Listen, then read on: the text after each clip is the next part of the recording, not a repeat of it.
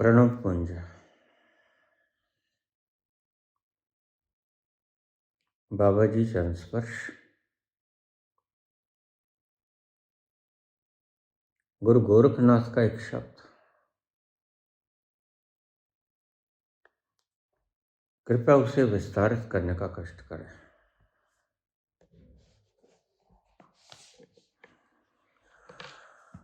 मोहम्मद मोहम्मद न कर काजी, मोहम्मद का विष विचारम, मोहम्मद हाथ करद जे होती, लोहे छड़ी न सारम।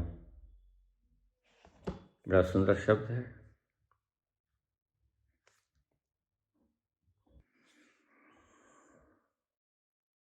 गोरखनाथ दुधारू तलवार है, जिधर जाएगी काटेगी। मोहम्मद मोहम्मद न कर काजी। गोरख कहते हैं तू शब्दों का उच्चारण बंद कर दे। वो चाहे मोहम्मद मोहम्मद हो, चाहे राम राम हो, चाहे शिव शिव हो, चाहे राधे राधे हो, कृष्ण कृष्ण हो, शब्द उच्चारण बंद कर दे। मोहम्मद मोहम्मद न कर काजी, नाम उच्चारण बंद कर पहले। नाम एग्जिस्टेंस को कहते हैं, नाम होंद को कहते हैं, नाम जो है उसको कहते हैं, प्रेजेंस को कहते हैं, एग्जिस्टेंस को कहते हैं, विद्यमत्ता को कहते हैं। जो विद्यमान है वो नाम है।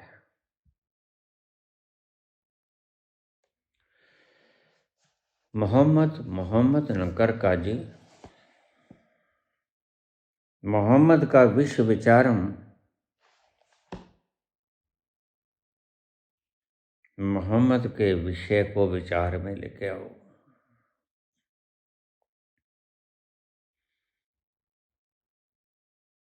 राम राम न करो, राम के विषय को विचार में लेके आओ। राम जैसी मर्यादा साधो। क्या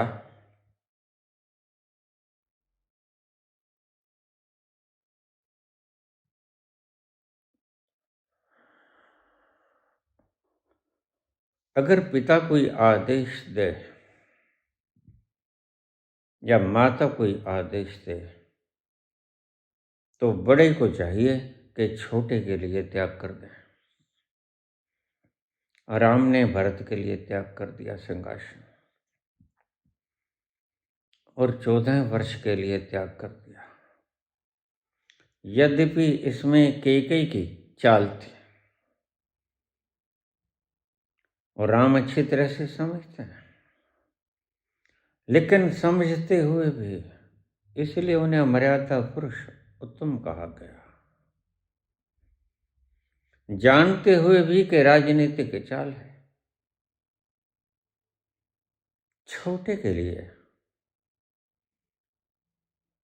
राजपाट त्याग देते हैं। यहाँ बड़ी प्यारी बात और निकल के सामने आएगी। राम ये भी जानते हैं कि राजपाट तो एक जंजाल है।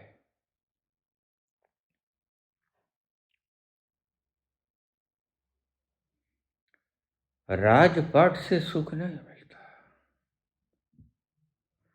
जो आत्म ज्ञान में आनंद आता है वह राजपाट में नहीं आता। जो सुख पायो राम भजन में, वो सुख नाही अमीर में।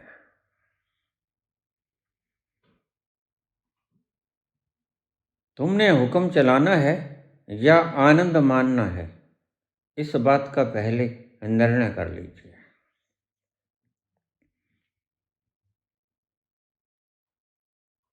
संसार में जीने वाले प्राणियों, अध्यात्म के मार्ग पर चलने वाले प्राणियों, संसार पे एकाधिकार करने की चाहत रखने वाले प्राणियों, पहले ये देख लो कि तुम्हारा मंतव्य क्या है जीने का। What's your target of life? क्या तुमने रस पीना है आनंद का, या तुमने हुक्म चलाना है, हाकिम बनना है, कि आनंद का रस पीना है? दोनों काम तो ना हो सकेंगे, एक ही चुनना पड़ेगा।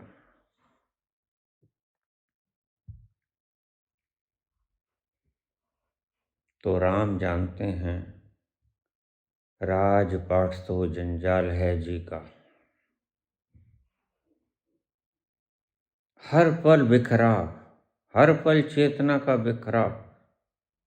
आज वहां आग लगी है, आज वहां झगड़ा हुआ है, आज वहां आग लगी है, वहां गोली चली, वहां हत्या हुई, वहां लूट पड़ी। तो राजपाट तो जी का जंजाल है, और सभी लोग राजा के मुंह की तरफ देखते हैं। राजा सुलझाएगा, और ठीक भी है, क्योंकि राजा के हाथ में सारी शक्ति हमने दे दी है। सारी शक्ति, सारी सत्ता, सारी संपत्ति राजा के पास में है। और राजा को भी समझना चाहिए, मुझे लोगों ने इस योग्य क्यों माना? क्या सभी का धन इकट्ठा करके एक व्यक्ति को दे दूं?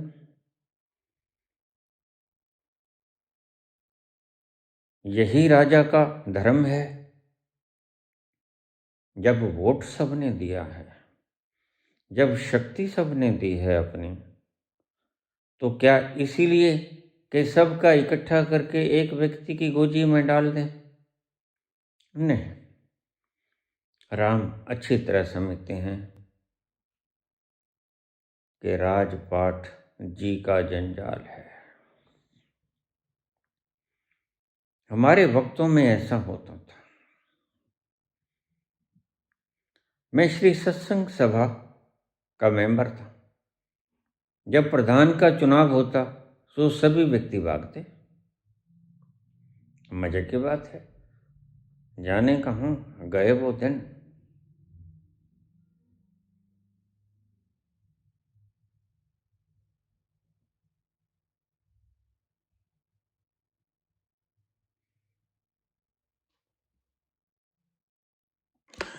इस दिल के आशियान में बस उनके ख्याल रह गए।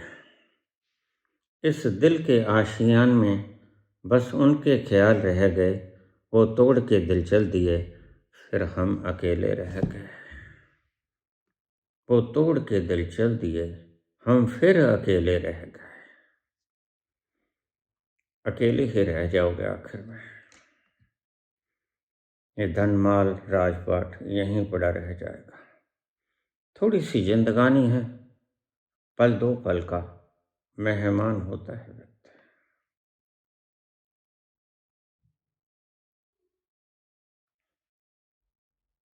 तुम्हें हिंदू मुसलमान करने से फुर्सत न मिले।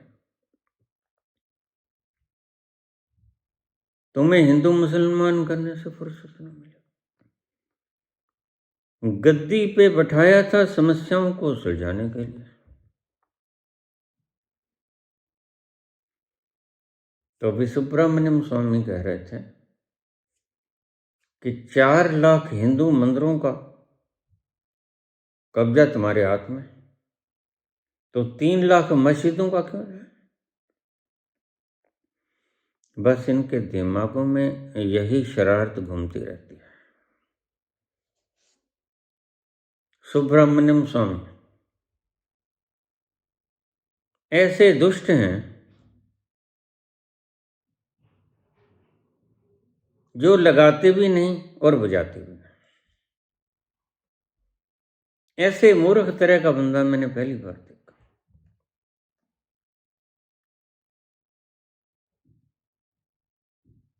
मैंने अगर मार दिया तो फिर तू याद रख, मारता है। मोहम्मद मोहम्मद न कर काजी, मोहम्मद का विश्व विचार है। मोहम्मद का विषय विचार, उसके नाम को रिपीट मत कर।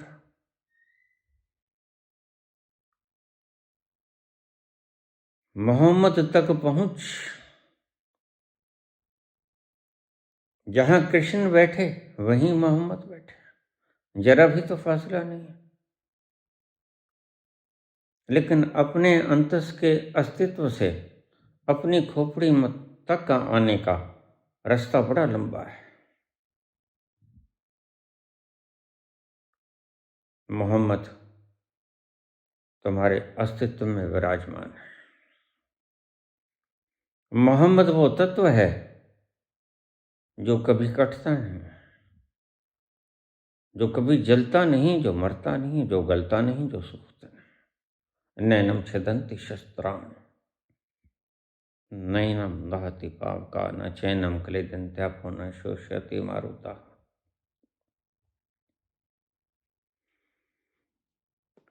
मोहम्मद मोहम्मद न कर काजी, मोहम्मद का विश्व विचारम। इस विषय की तरफ चल, बाहर के विषयों की तरफ मत चल। मोहम्मद हाथ कर दीजे होती, लोहे छड़ी न सारम। गोरख कहते हैं कि मोहम्मद के हाथ में जो कर्द है, छुरी है, वह जीव हत्या के लिए नहीं है। मोहम्मद हाथ कर्द जे होती, लोहे छड़ी न सारम। ये छड़ी शब्द है, घड़ी नहीं। मोहम्मद हाथ कर्द जे होती, लोहे छड़ी न सारम।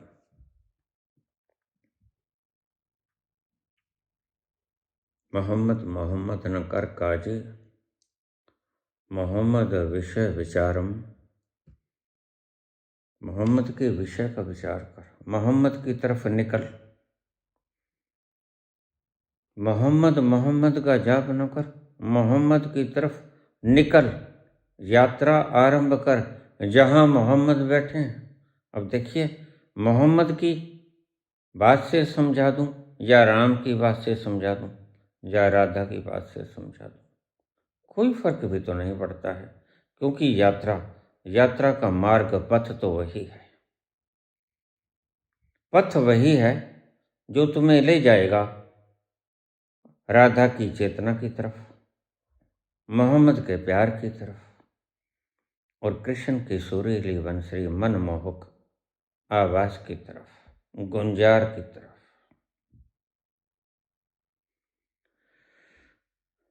पथ वही है।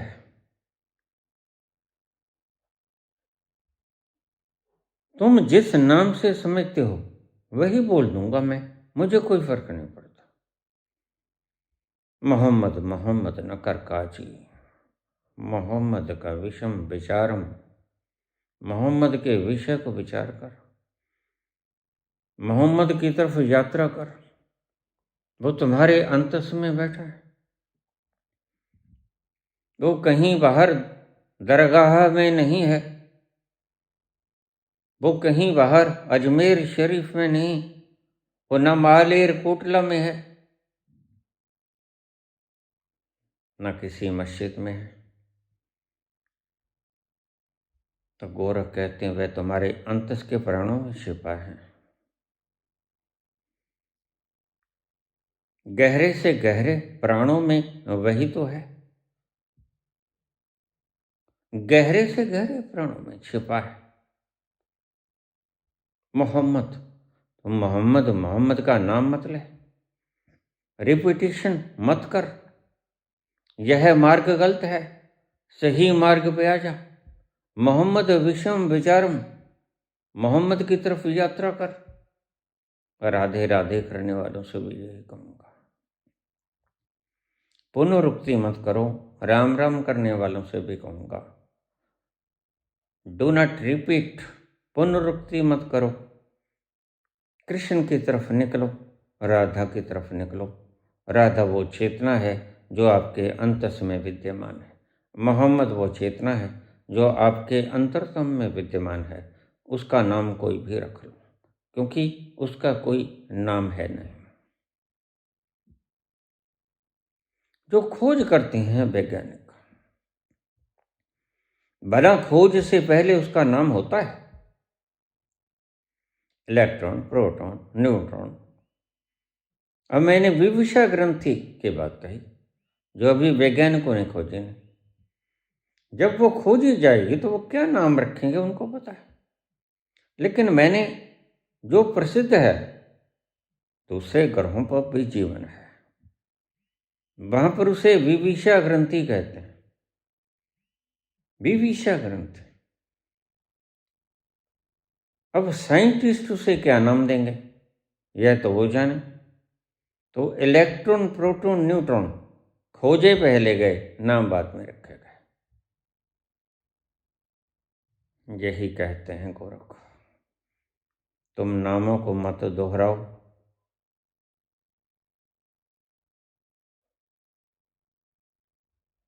तुम हज की यात्रा पे निकल जाओ। तुम काबा की तरफ निकल जाओ। तुम काबा काबा मत करो बैठ के, यात्रा पे निकल जाओ। और अंत में जब तुम पाओगे, पथ तो एक ही था, राम का, राधा का, मोहम्मद का। लेकिन मंजिल के नाम तुमने बदल लिए थे। मंजिल भी वो ही है। मोहम्मद आनंद का सागर है, कृष्ण भी आनंद का सागर है, और राधा नाम की चेतना भी आनंद का सागर है। उसी आनंद के सागर की तलाश में मानवता जूझ रही है, भटक रही है, भाग रही है, कहाँ कहाँ नहीं दौड़ रही, क्या क्या प्रयास नहीं कर रही। सब कुछ लुटा देता है व्यक्ति, लेकिन अब सुनिए बात। मोहम्मद हाथ कर दीजिए होती, जो मोहम्मद के हाथ में करद है, मोहम्मद के हाथ में जो छुरी है, वह बकरीद पे बकरे का मेमना काटने के लिए नहीं, वो तो तुम अपने स्वाद के लिए काट दिया।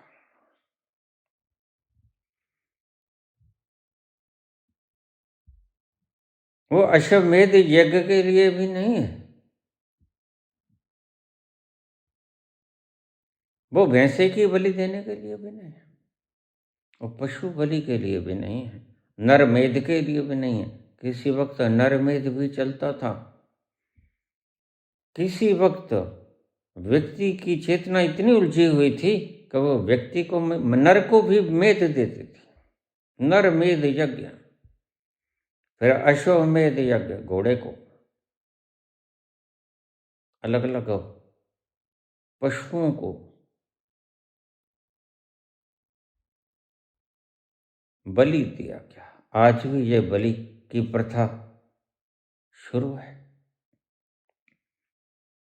ध्यान रखना, मैं इस बलि की प्रथा को समाप्त कर दूंगा। समाप्त कर दूंगा नहीं, जैसे मनुष्य की हत्या का परिणाम भुगतना पड़ता है, वैसे ही पशु की बलि का परिणाम मैं रख दूंगा कानूनन। अगर आजीवन कारावास, तो पशु की बलि दोगे तो आधा कारावास, 10 साल का कारावास।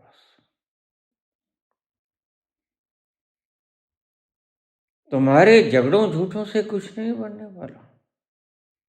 तुम्हारे हाथों में कानून है, तुम बना क्यों नहीं देते? लेकिन क्या करें, हम तो खुद ही खाते हैं।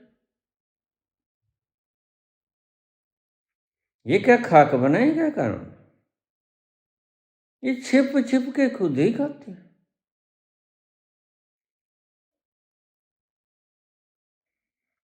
अभिमुक्तेश्वरानंद कहते हैं कि गाय का वध समाप्त कर दो, कानून बना दो, अन्यथा हम बिहार में अपने प्रतियोगी खड़े कर देंगे। कर दो भाई, किया तो एक भी नहीं।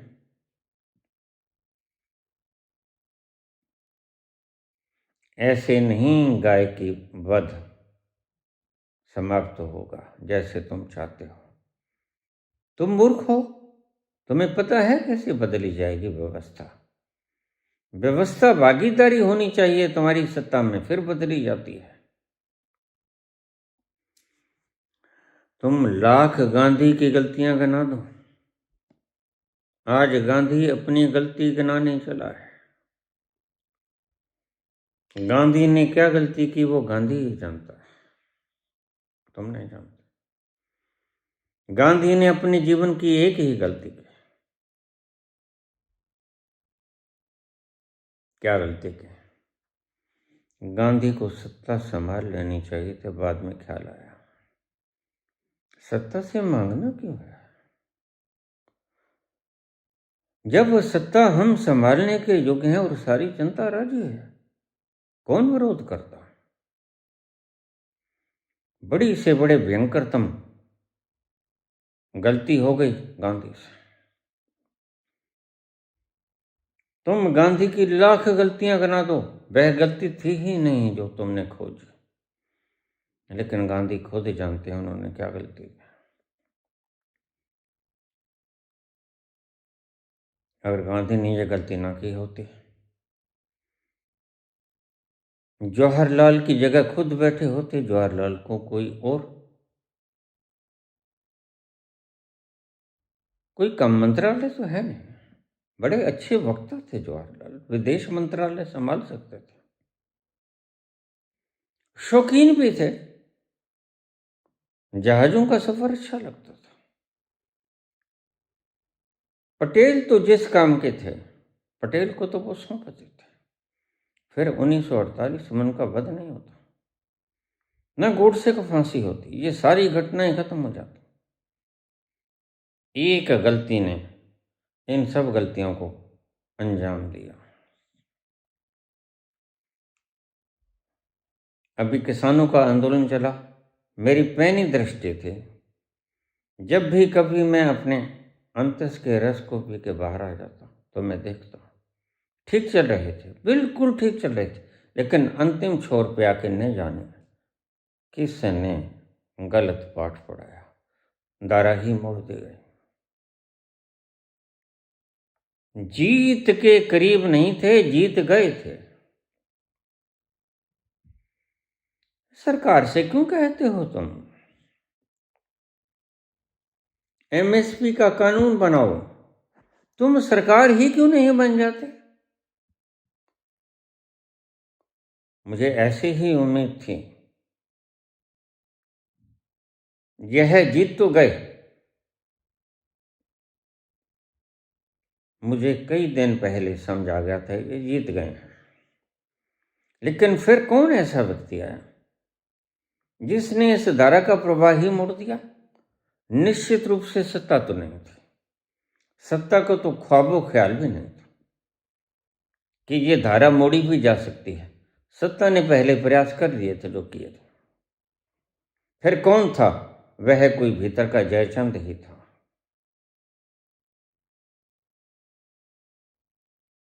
मैं अभी नाम नहीं बोलूंगा उसका, जिसने किसानों के इतने शानदार, जिंदगी में कभी कभी इतना गहन आंदोलन हुआ करता है, और वो बेला थी और बार बार नहीं आती। विकास में रुकावटें पड़ती हैं। हिंदुस्तान ठहर गया था, रोज रोज ऐसे आंदोलन न चलाए जाते हैं और न ही कामयाब होते हैं। बिल्कुल पीक के ऊपर था किसान आंदोलन, बस जीत गए थे समझो। गलती क्या हो गई? गलती ये हो गई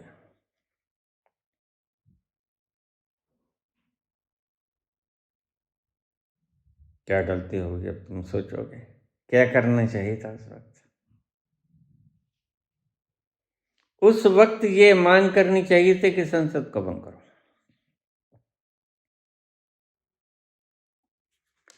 वो कहते हैं हमें तो चुना है, तो चुना हमने ही है साहेब, चुना हमने ही है।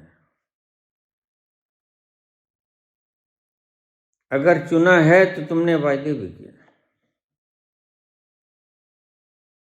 अगर चुना है तो तुमने वायदे भी किए। 2 करोड़ रोजगार दूंगा, 15 लाख हर के हिस्से में आ जाएंगे, काला धन वापस आ जाएगा, अच्छे दिन आएंगे, किसानों की आय दोगुनी होगी। अगर चुना था तो किसी कारण से चुना था भाई, वो कारण तुम काहे भूल गए हो?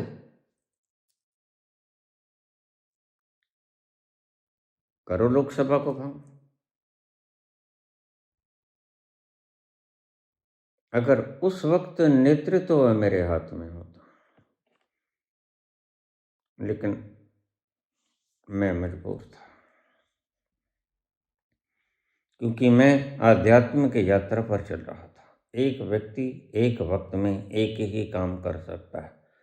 अब तो मैंने आध्यात्मिकता का काम, मेरा ग्रंथ पूरा हो गया, मैं शौक से करता हूं। जब कोई ऐसा प्रश्न आ जाए मुझे लाजवाब लगता है तो उसका उत्तर देता हूं, लेकिन तब मेरी मजबूरी थी, तब मेरा बोलना अभी बाकी था। 2020 का यह वो समय था जब मुझे बाबा ने हुक्म दिया कि बोलो अध्यात्म पे। भीषण संकट था, फंस गया मैं दोनों ओर। एक तरफ अध्यात्म की व्याख्या और प्रभाव, अध्यात्म जितना गहरा है आप अच्छी तरह से जानते हो। अध्यात्म तो ऐसा है कि आपका एक भी तत्व आपका कहीं और नहीं भटकना चाहिए। ऐसा चित्त निर्मल और शुद्ध हो, फिर अध्यात्म की व्याख्या हो सकती है। और नवंबर के करीब आंदोलन शुरू हुआ 20 में।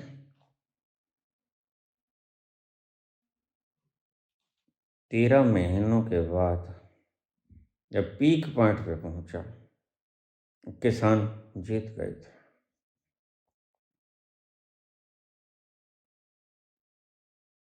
लेकिन किसी दुष्ट व्यक्ति की नजर लग गई, उसने व्यवधान डाल दिया।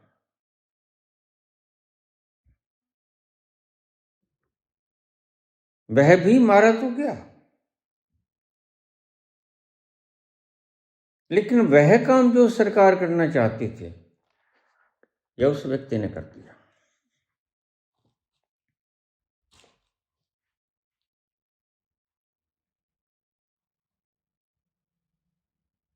लेकिन उस वक्त भी मैं बोल रहा था, मैं तो उसके बाद आज तक बोल रहा हूं।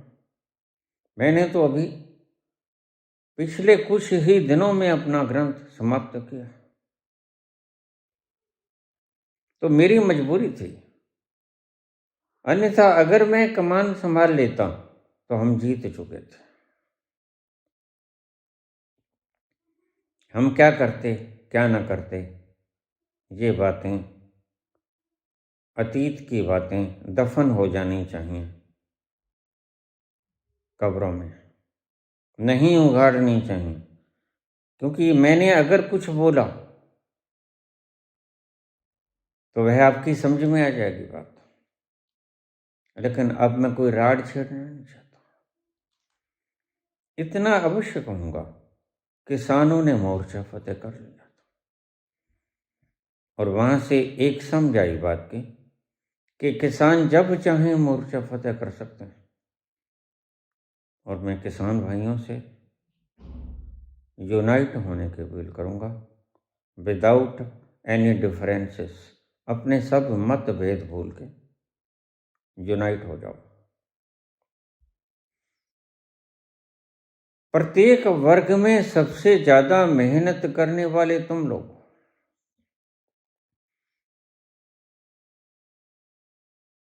और मैं सत्यनिष्ठ व्यक्ति हूँ। यहाँ तक सत्यनिष्ठ हूँ कि शराब कबाब तो छोड़ो, मैं अन्न तक भी नहीं खाता। मुझे लोग कहते थे आप दूध पीते हो। दूध तो ओशो ने कहा कि यह तो मांसाहार है। मैंने कहा कोई बात नहीं, ओशो से बड़ा मूर्ख और कौन धरती पर पैदा होगा। बहुत से मामलों में ओशो महामूर्ख है। उन्हें ऐसी बातों पर बोलना ही नहीं चाहिए था, चुप हो जाते। अवश्य ही हर बात में टांग अड़ानी होती है, कह देते कि नहीं बोलूंगा इस पर।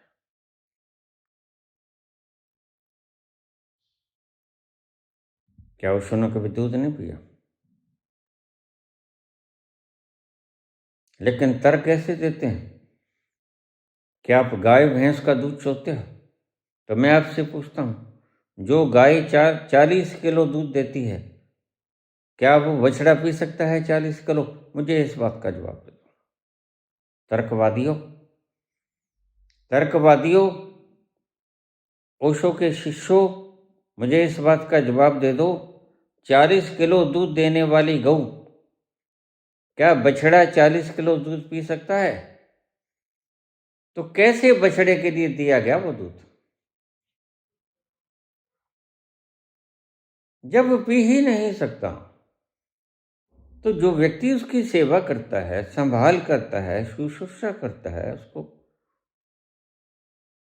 वह पशु है, पाश में बंधा हुआ है।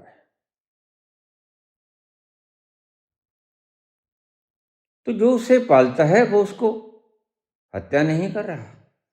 तुम जरा देखो, ओशो कहते हैं कि दूध पीने वाला व्यक्ति मांसाहार होता है। तो जरा देखो, यही व्यक्ति कृष्ण पे भी बोल रहा है, और कृष्ण तो खाते ही घी मक्खन दूध है।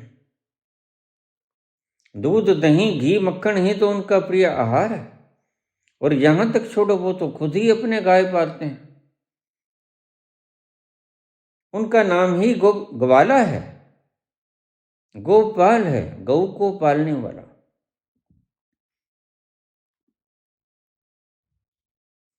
मुझे लोग कह देते हैं, बाबा आप दूध पीते हो, दूध तो मांसाहार है। तो मैंने कहा फिर ये समझ लो कि मैं मांसाहार करता हूं।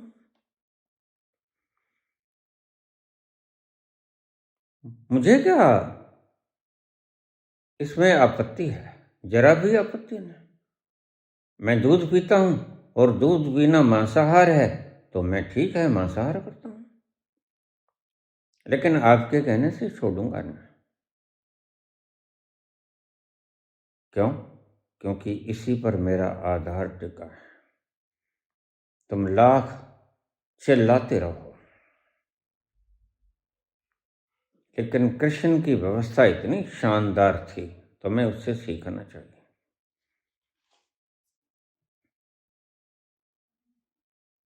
मेरी सत्ता आते ही मैं उन लोगों को पुरस्कृत करूंगा। देखिए, सत्ता आते ही धन की बराबरी तो खत्म,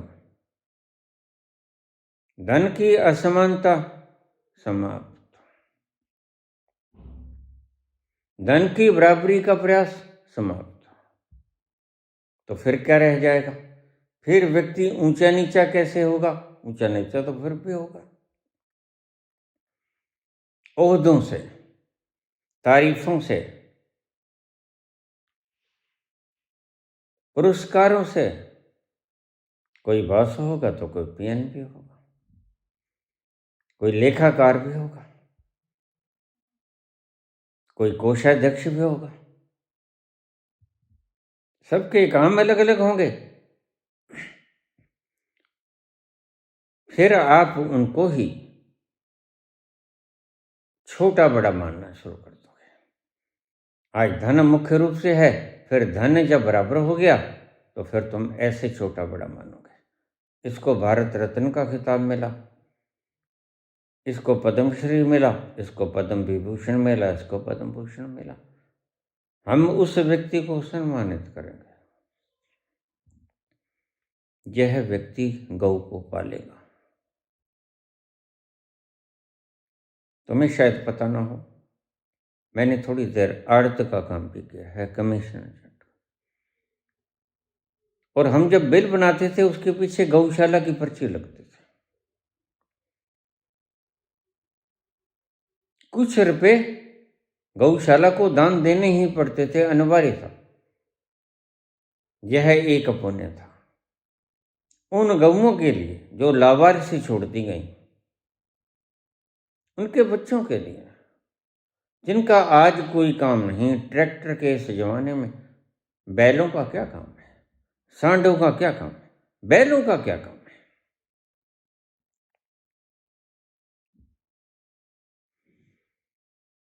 कल ही मुझे एक सुझाव आया कि बाबा आप रेप के व्यक्तियों को, रेप के अभियुक्तों को खस्सी कर दो, उनके अंडकोश निकाल दो। मैंने कहा मूर्ख, उसने अंडकोश से काम थोड़ी लिया है, उसने यौन अंगों से दुष्कर्म किया है, और जिस अंग से दुष्कर्म किया है हम वो काट देंगे। सिर्फ खस्सी कर देने से, सांड को बैल बना देने से नहीं चलेगा काम। सारा यौन अंग ही काट देंगे, साथ में टेस्टिस भी जाएंगे और साथ में उसका औजार भी जाएगा। अब ये जो अंकिता भंडारी का उपद्रव चल रहा है, ये जानबूझ के नहीं हल कर पाते हैं, जानबूझ के। क्या आपत्ति है? जिस व्यक्ति ने अपराध किया वह कैबिनेट में क्यों बना हुआ है, क्या फिर भी तुम उसे वोट दोगे? हाँ, कहते हम तो उसी को वोट देंगे। तो फिर कुछ घुसेड़ दिया गया है ना दिमाग में, जो उससे भी ज्यादा प्रबल है। तो देखो, बिल्कुल ठीक है तुम्हारी बात, मैं तुम्हारी इच्छा एक क्षण में पूरी कर सकता हूं, लेकिन याद रखना, तुम अंधभक्त 10 साल में तुम्हारा दिमाग ठिकाने आ जाएगा। मैं परिणाम भी जानता हूं, मनुस्मृति को लागू करने का परिणाम क्या होगा अच्छी तरह से जानता हूं, लेकिन मैं तुम्हें हिंदू राष्ट्र देके उसके बाद बात करूंगा। समझे? नहीं समझे? और भी दुख हैं जमाने में मोहब्बत के समय। फिर सिखों को खालिस्तान भी दे दूंगा, फिर बौद्धों को बौद्धस्तान भी दे दूंगा, क्या ऐतराज है? अकेले हिंदू ही थोड़े ही रह रहे हैं यहां भाई। जो कहते हैं कि हम नहीं हैं हिंदू, सिख एक अलग कौम, कब से अनंतपुर साहब का मता कब से पास हुआ है? कब से पास हुआ है बताओ? तुम हिंदू राष्ट्र की मांग कर सकते हो संविधान के तहत, तो संविधान के तहत यूएपीए कैसे लगेगा खालिस्तान की मांग करने वालों पे? मेरी सत्ता आने के बाद अगर तुम चाहोगे हिंदू राष्ट्र बनाना, तो मैं तुम्हें हिंदू राष्ट्र दे दूंगा, लेकिन अनुपात में दे दूंगा। मैं संख्या गिनूंगा और तुम देखना, दलित स्थान सबसे बड़ा संख्या लेके जाएगा। दलित स्थान तुम्हारे भूभाग का 3/4 ले जाएगा, क्योंकि हैं वो इतने।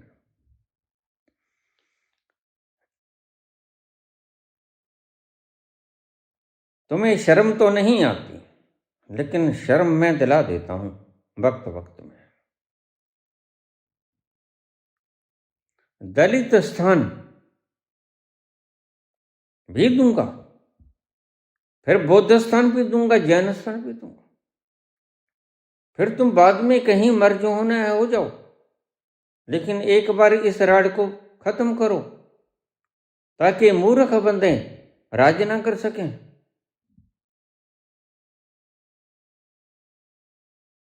मैं तुम्हारी हिंदू राष्ट्र की कामना को पूरी कर दूंगा। तुम्हारा क्या है? तुम्हारी इच्छा तो ये भी हो सकती है कि पाकिस्तान, बांग्लादेश सबको हिंदू राष्ट्र घोषित कर दो। तुम तो कहोगे वसुधैव कुटुंबकम, वसुधा को ही हिंदू राष्ट्र घोषित कर दो। तो क्या वह ट्रंप होने देगा? उसने वेंजुआला को उठा लिया, वो तुमको भी उठवा लेगा। तुम कोई बहुत बड़े नहीं हो उसके लिए।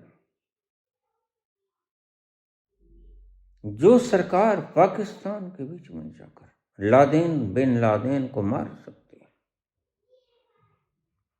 उसके लिए तुम्हें उठाना क्या मुश्किल है? तुम्हारे भी तो बहुत से लूप होल्स हैं उनके पास, और तुम्हें उठा के बाद में कह दे कि यह व्यक्ति के भीतर ये लूप होल्स है और मैं कौन सा नहीं जानता। बस ये गनीमत समझो कि मैं बोलता नहीं, बोलूंगा भी। मैं दूसरा सुब्रमण्यम स्वामी हूं। मैं सुब्रमण्यम स्वामी से ज्यादा जानता हूं, क्योंकि मैं त्रिकालदर्शी, त्रिकालज्ञ हूं। मुझे लोग पूछ लेते हैं फिर त्रिकालज्ञ हो तो फिर सभी बातें बाबा से क्यों नहीं पूछ लेते? इस बात का जवाब मैंने बहुत पहले से दिया। 1500 घड़ियां मिलती हैं हमें तीसरे नेत्र से झांकने के लिए, और घड़ियां करीब करीब समाप्त होने की कगार पे हैं। कुछ 150 घड़ियां बची हैं। क्या मैं इसी काम में समाप्त कर दूं? कौन कब आया था, क्यों आया था, किस लिए आया था? यह बहुत वृहद काम, बहुत वृहद समस्याएं भी आ सकती हैं। तो उन समस्याओं में फिर मैं क्या करूंगा? पल्ला झाड़ के बैठ जाऊंगा। ऐसी ऐसी मूर्खता की बातें तुम कर तो सकते हो क्योंकि मूर्ख हो, लेकिन मैं करूंगा नहीं ऐसा। मैंने सदा ही अपनी शक्ति ठीक बात पे लगाई है। मैंने जो चीज AI से पूछी जा सकती थी वो तीसरे नेत्र से पूछना गवारा नहीं समझा। मैंने जो बात किसी मास्टर से पूछी जा सकती थी वो मैंने AI से पूछी या किसी से पूछी, मैंने अपने अंतर से नहीं पूछी, ना ही तीसरे नेत्र से पूछी। जरा सोचो, क्या आप सब्जी लाने के लिए अपना लॉकर खोला करते हो जिसमें सोना पड़ा है? खोलते हो क्या? नहीं, क्यों नहीं खोलते? बाहर बाहर से काम चल जाए। लॉकर का जो धन संपत्ति है वह बड़ी संकट वेला के लिए रखा गया है। यह 1500 घड़ियां जो 600 घंटा मिलता है, यह बहुत संकटकालीन अवस्था में पूछे जाने वाली घड़ियां हैं। जब ऐसा संकट आ जाए तुम्हें कहीं से कोई समाधान न मिले,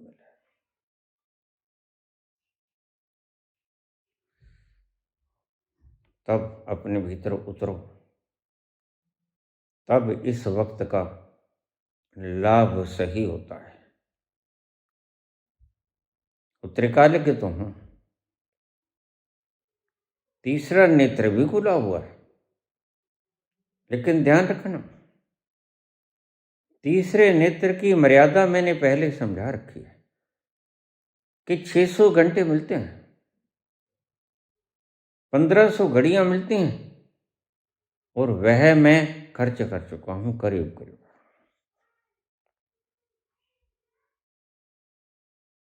अब कुछ ही घड़ियां बाकी बची हैं, वो वक्त बीत गए जब की बातें मैं बताया करता हूं। तुम चैलेंज आज करते हो, मंगाओ लड्डू। भाई मंगाए थे किसी वक्त, अब लड्डू मंगाने में ही सारी शक्ति खत्म कर दूंगा मैं। उस वक्त मैं थोड़ा मूर्ख भी था।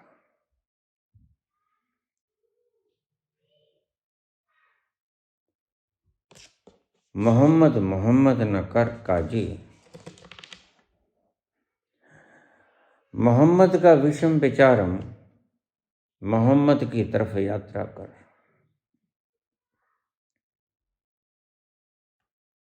मोहम्मद मोहम्मद का नाम मत जप, रिपीटिशन मत कर।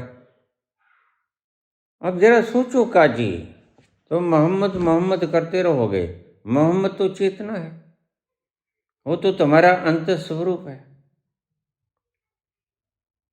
अरे तुम सेब सेब करते हो, तुम खजूर खजूर करते हो, क्या खजूर खजूर या सेब सेब करने से वृक्ष फल को झाड़ के आपकी झोली में गिरा देता है?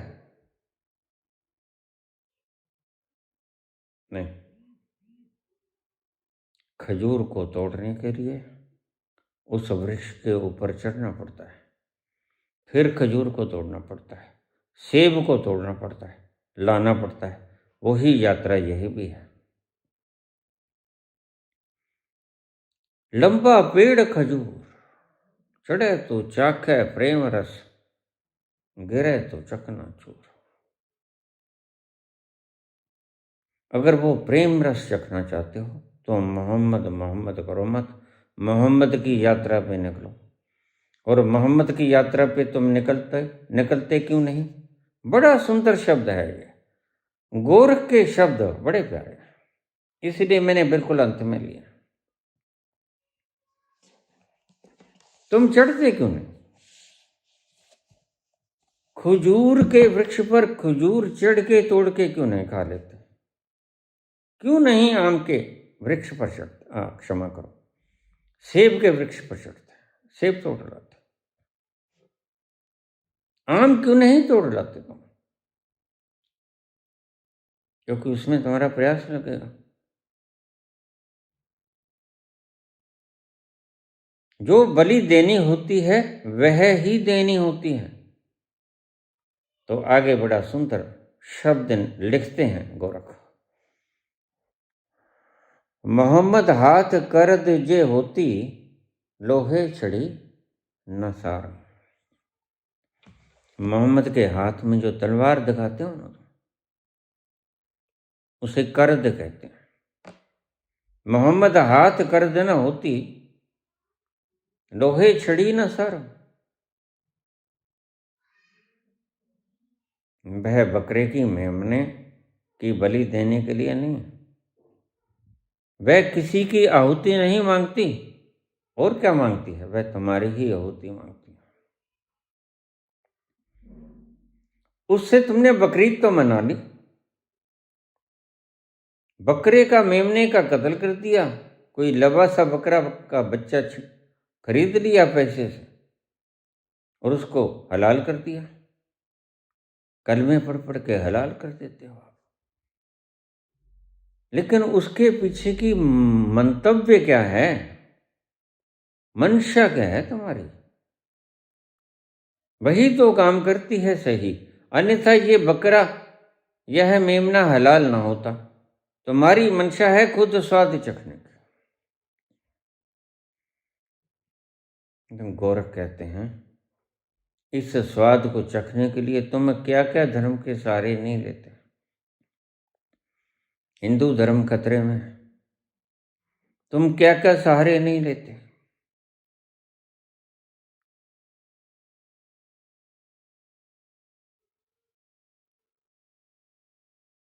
तुम ऊट पटांग बातों का सहारा लेते हो, जिनमें कोई तंत्र और तत्व की बात ही नहीं। मोहम्मद हाथ कलम करद जो होते हैं, जो हाथ में तलवार दिखाते हैं मोहम्मद के, वह किसी को मारने के लिए नहीं। मैं कर्द किस लिए? वो कर्द है सूचना, एक सिंबॉलिक एब्रीविएशन, एक सिंबॉलिक रिप्रेजेंटेशन, एक प्रतीकात्मक चिन्ह, प्रतीकात्मक चिन्ह किस चीज का? आहूत कर दो। किसको? बकरे के मेमने को, अपने ईगो को, अपने ही बनाए हुए इमिटेट इल्यूजन को। मैं कौन हूं यह जानकर तुम अपनी ही गर्दन को काट लोगे। बड़े मजे की बात। जानोगे भी तुम कि मैं कौन, प्रयास भी तुमने किया कि मैं कौन, और कटेगी भी तुम्हारी गर्दन। ये है आत्महत्या। तुम शरीर को मारकर तो दूसरे की हत्या करते हो, क्योंकि शरीर तुम हो ही नहीं, शरीर तो दूसरा है। यह तो एक उपकरण है, यह तो एक गढ़ा हुआ परमात्मा का संयंत्र है। यह यंत्र की भांति काम करता है। यह तुम थोड़े ही हो, यह तो दूसरा है। मोहम्मद हाथ कर दीजे होती, लोहे छड़ी न सारम। यह घड़ी लिखा है, गलती से लिखेगा होगा। ये छड़ी शब्द है, लोहे छड़ी न सारम, क्योंकि घड़ी तो उस वक्त होती नहीं। घड़ी तो वक्त का एक पैमाना है।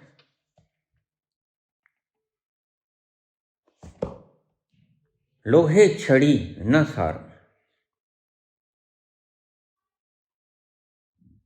यह तलवार जो है ये प्रतीकात्मक चिन्ह है, सिंबॉलिक एब्रीविएशन है।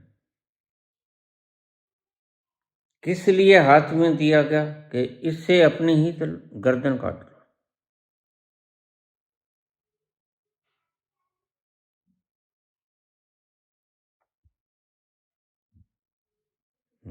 ये तो प्रेम मिलन की चाह, ये तो प्रेम मिलन की चाह, शीस तली धर, शीस तली धर, शीस तली धर, घर मेरे हो, ये तो प्रेम मिलन की चाह। यह जो तलवार है मोहम्मद के हाथ में, यह बकरीद मनाने के लिए नहीं है। ये हलाक कर दे अपना खुद का बनाया हुआ, स्वयं से निर्मित बनाया हुआ अहंकार। ईगो को खत्म कर दे। यह परमात्मा ने नहीं बनाया। एक ही चीज परमात्मा ने नहीं बनाई, वो है ईगो, वो है अहंकार, वो तुम्हारी क्रिएशन है। बस तू अपनी क्रिएशन को समाप्त कर दे, परमात्मा की बनाई क्रिएशन को समाप्त ना कर। ये शरीर तो परमात्मा ने बनाया है, इसमें जरा भी तो तुम्हारा कुछ नहीं। बता दो अगर कुछ हो तो। स्वरत्न से लेकर अंडाणु से लेकर भोजन खाते हो, इतने बड़े हो जाते हो, तुम्हारा क्या है? वायु तुम्हारी है जिसके बिना तुम नहीं रह सकते, या पेड़ पौधे तुम्हारे हैं जो वायु को साफ करते हैं, या ये भोजन तुम्हारा है जो सूरज की फोटान से क्लोरोफिल बनाते हैं। क्या है तुम्हारा जो तुमने पैदा किया था?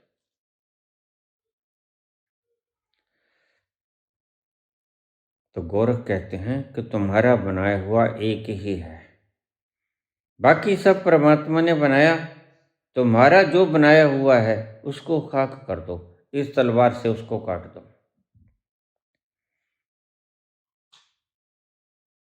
यह एक, वैसे रामकृष्ण परमहंस को मैंने कहानी बहुत बार समझाई। जब तोतापुरी कहने लगे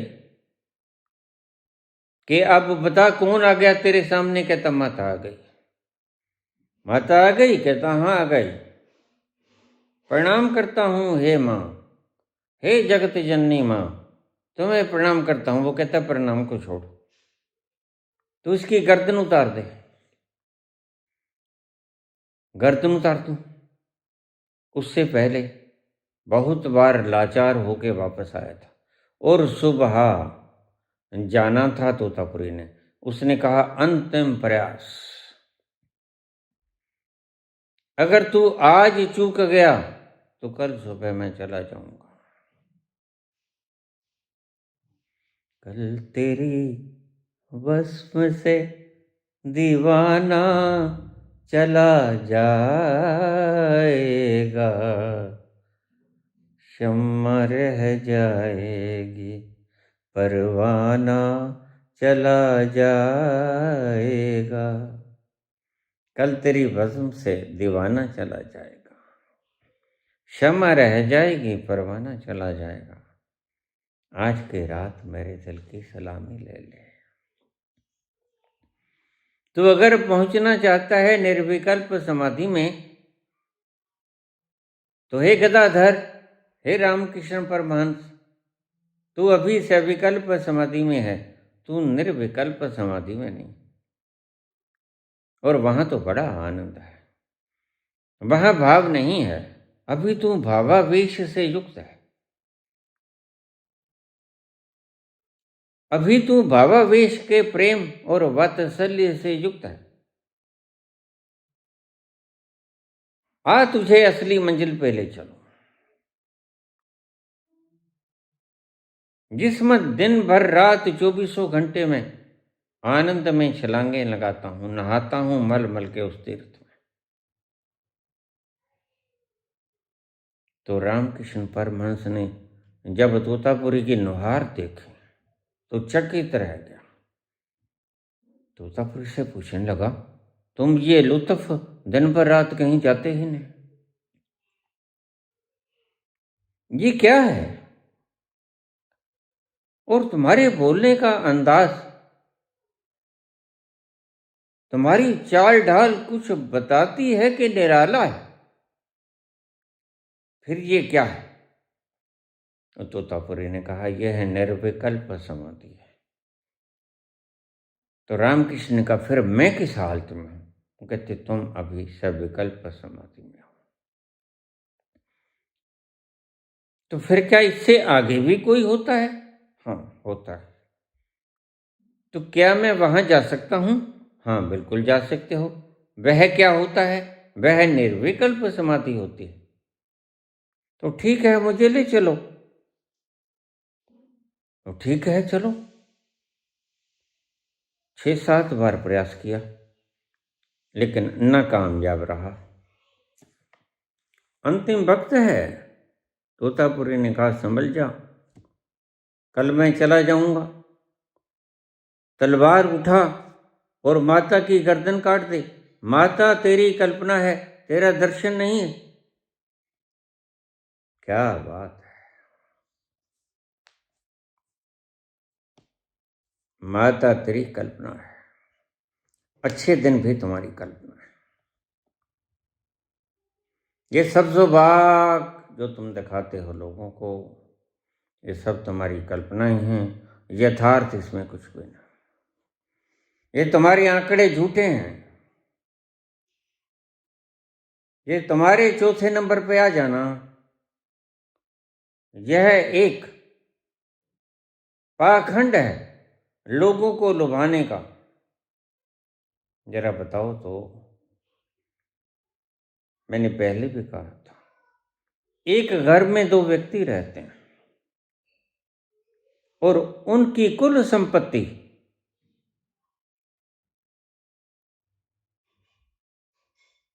जिसे तुम जीडीपी कहते हो, वह 5 लाख रुपए है। व्यक्ति 2 रहते हैं, उसकी संपत्ति 5 लाख रुपए है। महीना।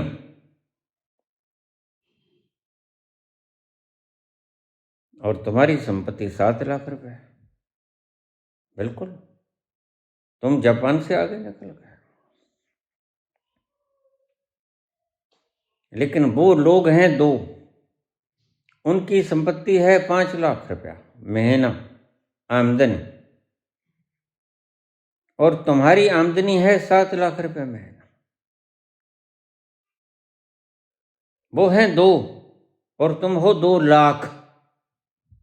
फिर अमीर कौन हुआ बताओ मुझे? अंधभक्तों, मंदबुद्धियों, दिमाग लगाओ। सरल शब्दों में बोला, जीडीपी का रस निकाल के बोला, निचोड़ निकाल के बोला। वो बंदे हैं 2, उनके पास आता है 5 लाख रुपए महीना, तुम्हारे पास आता है 7 लाख रुपए महीना। ये जीडीपी है।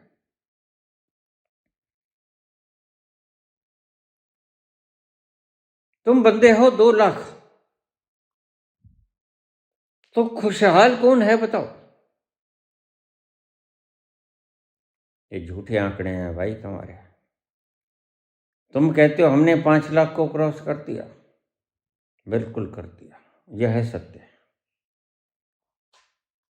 लेकिन तुम कहते हो कि हम खुशहाल हो गए, यह गलत है।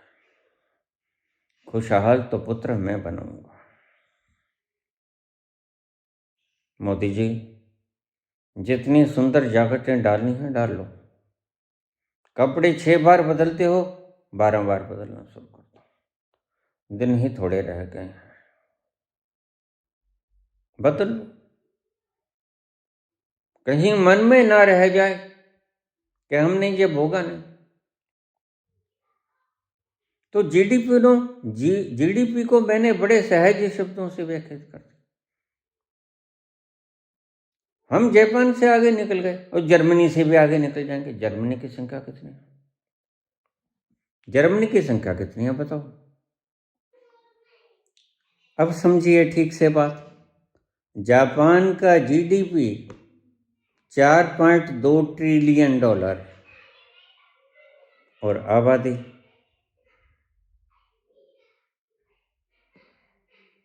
12 करोड़।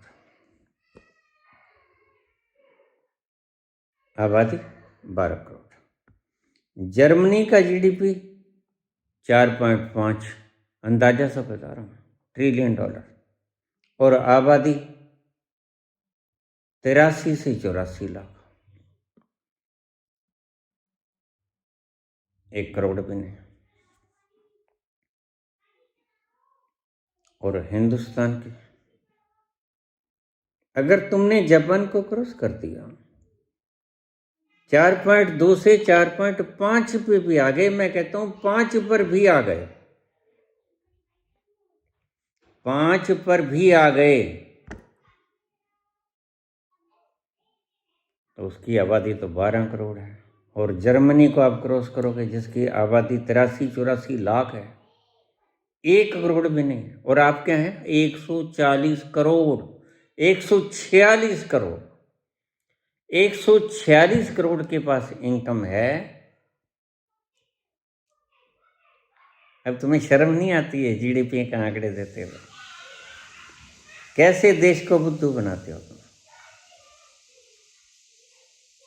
एक घर में रहते हैं 2 लोग, और एक घर में रहते हैं 2 लाख लोग।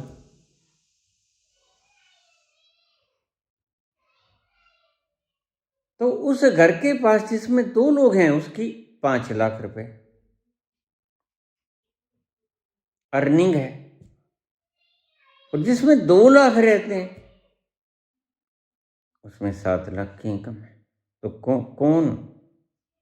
कौन सेठ हुआ? थोड़ा दिमाग, मंद बुद्धि हो, थोड़ा दिमाग लगाया।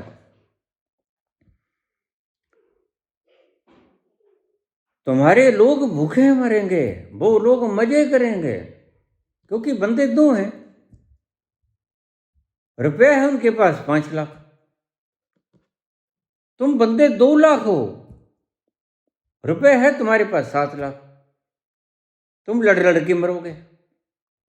यद्यपि अमीर हो, पैसा ज्यादा है, उसके पास 5 है, आपके पास 7 है।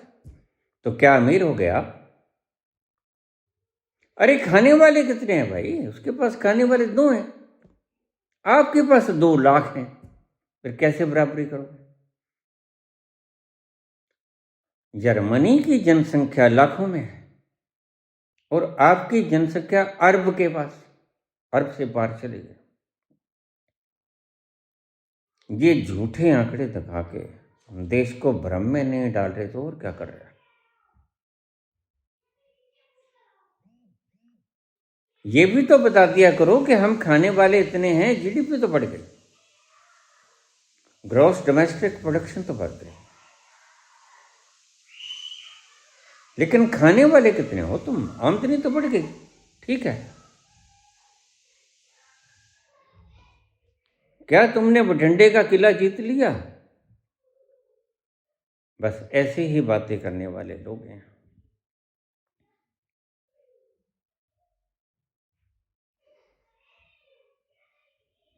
ऐसे आपको बुद्धू बनाया जाता है। It's fake. हमारा शेयर बाजार बिल्कुल फेक है। मैंने पहले भी कहा था, शेयर बाजार में पैसा मत लगाओ। और शेयर बाजार में जो पैसा लगाता है, शेयर बाजार में जो पैसा लगाता है, जब शेयर बाजार डाउन होता है अपनी छवि को बचाने के लिए, वो कौन लगाता है? 2 संस्थाएं, एसबीआई और एलआईसी। इसमें भी पैसे मत लगाओ, क्योंकि इट्स फेक, टोटली फेक। इनसे पूछो आंकड़े क्या हैं, कहां लगाया है पैसा हमारा?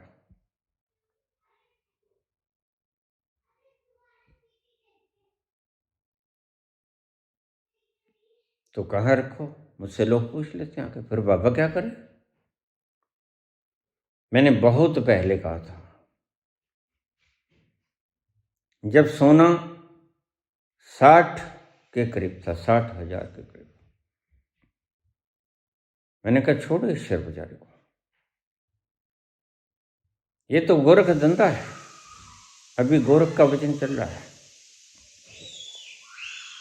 ये गोरख धंधा है, यह तुम समझ ना पाओगे। यहां पर तो गलत लोग काबिज हैं, जब चाहे उठा दें, जब चाहे गिरा दें।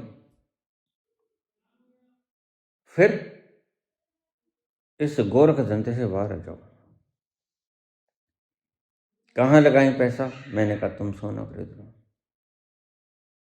भाव था उस वक्त 60,000। मेरी रिकॉर्डिंग कहीं ना कहीं तुम्हें मिल जाएगी।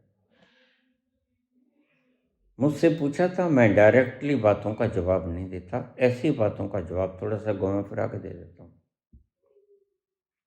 ताकि फिर मैं इस अनुभव में से गुजर चुका हूँ। बाबा सवेरे के आवेगा, सवेरे सट्टा नंबर बता दे के आवेगा। इन इन इन चीजों से तंग होकर मैंने बोलना ही छोड़ दिया था, क्योंकि मुझे पता है सुबह वो आ जाएगा। What will happen? I know with certainty। और पता कहाँ चलता है? पता उस तल पर जाके चलता है। तो क्या मैं सिर्फ क्षणिक मुद्रा को पाने के लिए शाश्वत मुद्रा को खर्च कर दूं? अब इस शब्द को आप ठीक से समझो। क्या मैं क्षणिक मुद्रा पाने के लिए शाश्वत मुद्रा को खत्म कर दूं? शाश्वत मुद्रा सिर्फ तभी खर्ची जाती है जबकि उसकी आवश्यकता होती है। किन्हीं गंभीर संकट कालों में तुम्हारे लिए कुछ गंभीर हो सकते हैं। बाबा मेरा तो बच्चा मर रहा है, उसके लिए गंभीर है, बिल्कुल गंभीर है, लेकिन हो सकता है मेरे लिए गंभीर न हो। मैं देखूं तो पाऊं कि यह अंतिम घड़ी है, इसमें मैं कुछ भी नहीं कर सकता, और मैं चुप हो जाऊं। क्योंकि परमात्मा की सृष्टि, उसकी वृहद सृष्टि भी तो अपना काम कर रही है। क्या मैं उसमें खलल बन जाऊं? नहीं। अगर मैं उसको बदल सकता हूं तो अवश्य बदलूंगा। लेकिन मैं आपको बहुत बार कहा, 2 और 2 क्या होते हैं? 4। यह मैं बाबा से नहीं पूछ सकता, नहीं पूछता, क्योंकि 2 और 2 4। मेरे बहुत से भक्त मैथमेटिशियन की मास्टर डिग्री लिए हैं, उनसे पूछ लूँगा। अगर मुझे नहीं पता होगा तो AI से पूछ लूँगा।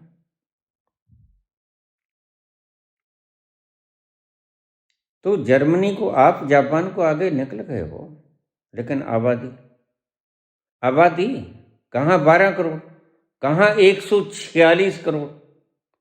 तुम्हें आंकड़े देते हुए शर्म नहीं आती? उतना ही पैसा, तुम उसके बराबर थोड़े से ऊपर उठ गए हो तो तुम अमीर हो गए हो। यह शगुन मनाने की घड़ी है, यह नाचने की, खुशी मनाने की घड़ी है? नहीं, यह खुद पर लांछन लगाने की घड़ी है कि हम तो इतने लोग हैं, अर्निंग हैंड हैं, लेकिन हम कारोबार नहीं देंगे आपको। हम 5 किलो अनाज देंगे आपको, हम कारोबार नहीं देंगे। मैं आपको कारोबार दूंगा, मैं आपको स्वावलंबी बनाऊंगा। क्योंकि कल को मैं 1 टके का नमक खिला के कहूँगा नमक हराम मत बजना। हमारी तो कहावतें ही ऐसी ऐसी हैं। 1 टके का नमक खिला के मैं कहूँगा नमक हराम मत जाना। यह उस वक्त की बातें हैं भाई, जब इस गर्म देश में नमक बैन हुआ करता था और गांधी जी ने नमक सत्याग्रह छेड़ा था, दांडी मार्च। उस वक्त नमक हलाली तो कुछ बात थी, चलो, लेकिन आज तो नमक आम है। टाटा का ले लो, डली वाला ले लो, आम मिलेगा। पाकिस्तानी नमक ले लो, खूब मिलेगा। लेकिन शब्दों की मार, ये ऐसी आपको मारते हैं कि तुम्हारी मंदबुद्धि चक्कर आ जाती है, और इसको तोड़ना मुझे अच्छी तरह से आता है। मोहम्मद न कर काजी, मोहम्मद का विश्व विचार है, उसके विषय को विचारो, उसकी तरफ चलो। मोहम्मद तुम्हारे भीतर बैठा उस चेतना को कहता है गोरख, जिसको वो खुद जान गए। मरो हे जोगी मरो, मरो मरण है मीठा, ऐसी मरनी मरो जिस मरनी मर गोरख टीठा। वह गोरख ही मोहम्मद है, वह गोरख ही कृष्ण है, वह गोरख ही मीरा है, वह गोरख ही पलटू है, वह गोरख ही नानक है, वह गोरख ही कबीर है। वही मोहम्मद है, वही जरथुस्त है, वही लौस है, वही ईसा है, और प्रेम का सागर है वो।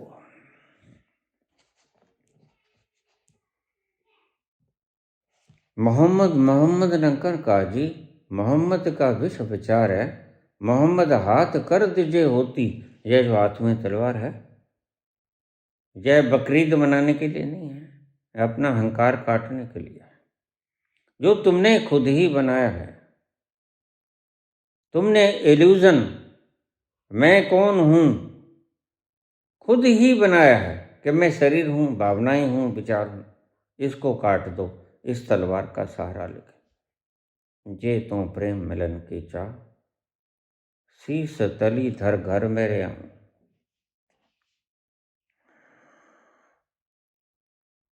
मोहम्मद हाथ करद जे होती, लोहे छड़ी न सारा।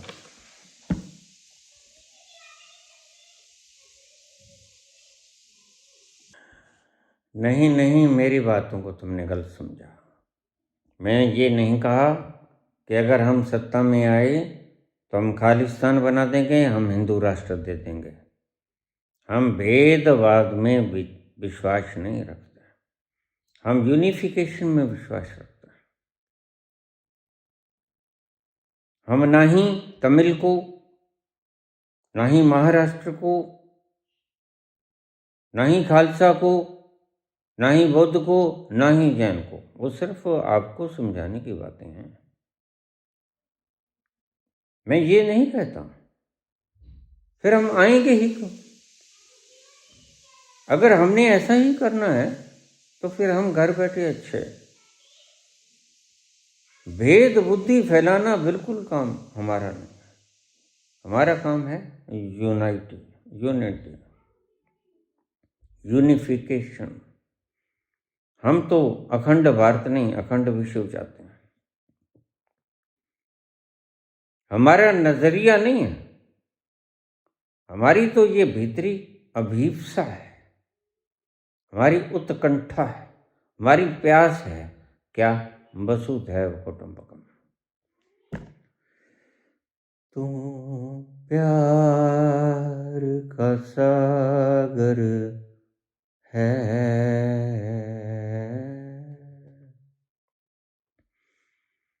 तू प्यार का सागर है, तेरी एक बूंद के प्यासे हम, लौटा जो दिया तुमने, लौटा जो दिया तुमने, चले जाएंगे जहाँ से हम, तो प्यार का सागर है, तू प्यार का सागर है, तेरी एक बूंद के प्यासे हम, लौटा जो दिया तूने, चले जाएंगे जहाँ से हम, तू प्यार का सागर है। हमारा मंतव्य है वसुधैव कुटुंबकम, टुकड़े टुकड़े करना नहीं। टुकड़े टुकड़े करना तो हमारी आज की जो सत्ता है वह कर रही है। हिंदू, मुस्लिम, ईसाई, सिख टुकड़े टुकड़े करने के ऊपर बोल रहे हैं सारे धर्म। यूनिफिकेशन की कहीं कोई बात नहीं, प्रेम की कहीं कोई बात नहीं। और जैसे ही कोई व्यक्ति सत्ता के विरुद्ध बोलता है तो यूएपीए लगा देते हैं। सत्ता के विरुद्ध बोलना, देश के विरुद्ध बोलना नहीं। देश और सत्ता में बड़ा फर्क है। देश के ऊपर जो काबिज है वो है सत्ता, देश को जो चला रहे हैं वो है सत्ता, और सत्ता के हम सत्ता के चलाने के नियमों से हम खफा हैं। हम उनको ठीक नहीं मानते। या तो तुम बदल दो, हम बार बार तुम्हें कह रहे हैं, या तुम हट जाओ। और अगर दोनों नहीं कर सकते, या तो तुम बदल दो। जो कह रहे हो बदल दो, अच्छे दिन आएंगे, आए तो है ना। खुद को अवतार घोषित करने की इतनी जल्दबाजी क्यों है? अरे भाई, अवतार भी हुआ जा सकता है, लेकिन उसका मार्ग है अपने भीतर उतरना। वहां जाकर तुम्हारा अवतरण होगा। ऐसे गपबाजी, झूठ बोलना, फरेब करना, लोगों को लूटना, अपने ही लोगों को लूटना गलत। लफाजी, कोरी लफाजी से लूटना गलत है। हम यही कहते हैं, वी वांट यूनिफिकेशन। हम एकता चाहते हैं, हिंदू मुस्लिम के नहीं, समग्र विश्व के। वसुधैव कुटुंबकम, ये हमारा मोटो है। हम यहां जाना चाहते हैं, सभी मुल्क समाहित हो जाएं,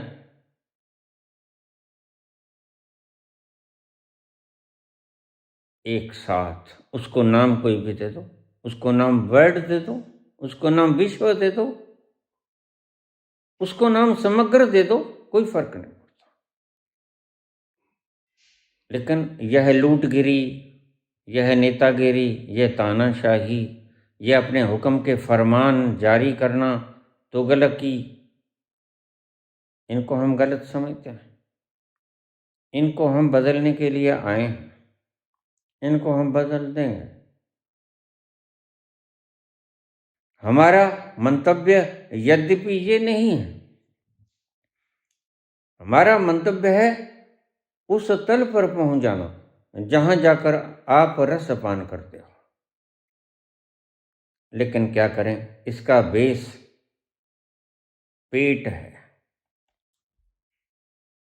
उस सत्ता तक तुम तब पहुंच पाओगे जब तुम्हारा पेट भरा होगा, जब तुम्हारा शरीर ठंड से कंपेगा नहीं, जब तुम्हारा शरीर गर्मी की लौ से थर्राएगा नहीं, बेहाल नहीं होगा तुम, जब तुम्हारे पास सभी साधन होंगे जीवित रहने के। अगर जीवन ही ना बचा, वो भूख से मर गए कि गर्मी से मर गए कि ठंडी से मर गए, लेकिन तुम तो मर गए। फिर पहुंचेगा कौन उस तल पर? अगर तुम मर ही गए तो फिर उस तल पर कौन पहुंचेगा? इसीलिए हमारा ध्येय तो है अपने अंतस को छूना, लेकिन उसका प्रथम स्टेप जो है वो है भूखे भजन न होए गोपाल। पेट भरा होना आवश्यक है। तो पेट भरा होना हम शुरुआत से इसका शुरू करते हैं। आपका पेट भरने से शुरू होगा। आखिरी बात तो हमने बोल दी है, हमारा ग्रंथ पूरा हो चुका है। आगे से तुम दिशा निर्देश ले सकते हो। जिनका पेट भरा हुआ है उनके लिए मेरा ग्रंथ खुला है। आप शुरू से लेकर आखिरी कदम तक, from the first step to roof, वहां सब जान सकते हो। सरलतम व्याख्या की है मैंने। जिनका पेट भरा हुआ है वो आराम से अपने घरों में बैठें, एकांत में बैठें और एकांत का लुत्फ उठाएं, जहां आपको किसी चीज की जरूरत नहीं। Solitude, let me live unseen unknown and only meant let me die, still from the word and not a stone, tell where I lie. अगर ऐसा होना चाहते हो और तुम्हारा पेट भरा है, लेकिन बात तो खराब वहां होती है जब मैं धार्मिक उपदेश देता हूं और कमेंट्स में आती हैं कि बाबा पेट खाली है, भूखा, ठंडी लग रही है, सर्दी ज्यादा है, ऊनी वस्त्र नहीं, या गर्मी बहुत है, लुएं चल रही हैं, डिहाइड्रेशन हो गया, तो मुश्किलात पैदा होती। जीवन को बचाना उस तल पर पहुंचने से ज्यादा जरूरी है वाहन को बचाना, रथ को बचाना। रथ ठीक होना चाहिए तब ही तुम वहां पहुंच पाओगे। अगर रथ ही गड़बड़ा गया तो तुम वहां पहुंचने का साधन ही तुमने खो दिया। इसलिए हमें यह चैनल शुरू करना पड़ा मजबूरी में, अन्यथा मैंने अपना ग्रंथ आध्यात्मिक तो पूरा कब का कर दिया।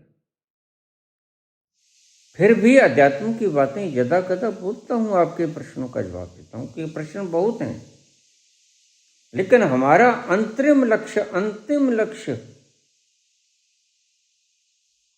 आपको उस अंतस्थल पे ले जाना है जहां आनंद की फुहार है।